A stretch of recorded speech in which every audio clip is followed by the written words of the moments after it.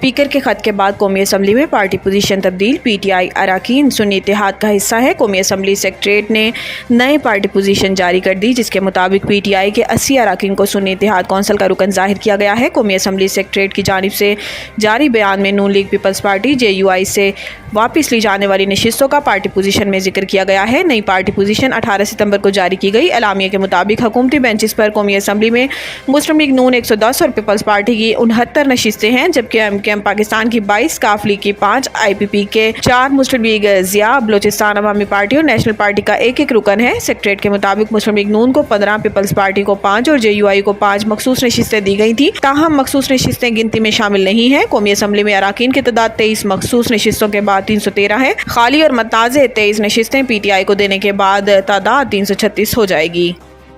नाअहली और बदनज़मी पर election commissioner Sindh समेत 3 अफसरान मुअत्तल। इलेक्शन कमीशन के जारी करदा नोटिफिकेशन के मुताबिक सूबाई election commissioner Sindh Sharifullah, director admin election commission Sindh Azhar Hussain Tinwari को नाअहली और बदनज़मी पर मुअत्तल किया गया। नोटिफिकेशन के मुताबिक इलेक्शन अफसर कराची खुदाबख्श को भी मुअत्तल कर दिया गया और हदायत की है कि तीनों अफसरान इंक्वायरी मुकम्मल होने और अगले अहकामात तक कराची में रहेंगे, जबकि ज्वाइंट सूबाई इलेक्शन कमिश्नर अली असगर सियाल को कायम मुकाम इलेक्शन कमिश्नर सिंध तैनात कर दिया गया है। इलेक्शन कमीशन का कहना है कि 17 सितंबर की रात पपरी कराची में स्ट्रॉन्ग रूम के तालों को ज़बरदस्ती तोड़कर मुख्तलिफ पोलिंग स्टेशन के बैग्स को नुकसान पहुंचाया गया, जिसकी तहकीकात के लिए कमेटी कायम कर दी गई है। इलेक्शन कमीशन के मुताबिक कमेटी 3 दिन में तहकीकात मुकम्मल करके अपनी रिपोर्ट पेश करेगी।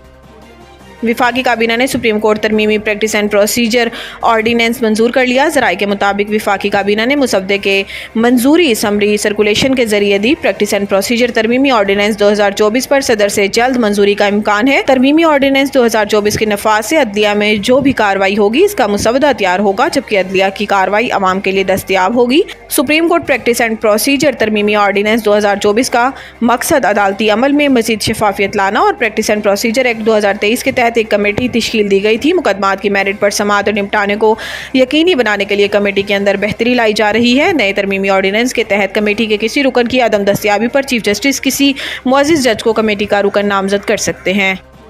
JUI रहनुमा के बिलावल भुट्टो से मंसूब बयान पर पीपल्स पार्टी का रद्द अमल।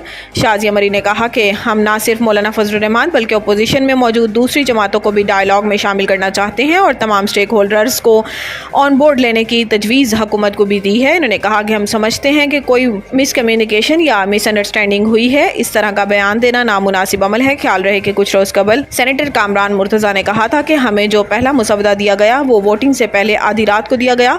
कामरान मुर्तज़ा का कहना था कि इससे थोड़ी देर बाद ही बिलावल भुट्टो तशरीफ ले आए। बिलावल भुट्टो के सामने तहफ़्फ़ुज़ात का इजहार किया तो इन्होंने कहा कि मुझे भी तहफ़्फ़ुज़ात थे, लेकिन मजबूरी है। इन्होंने कहा कि हमने बिलावल से कहा कि आपकी मजबूरी होगी, हमारी मजबूरी नहीं है।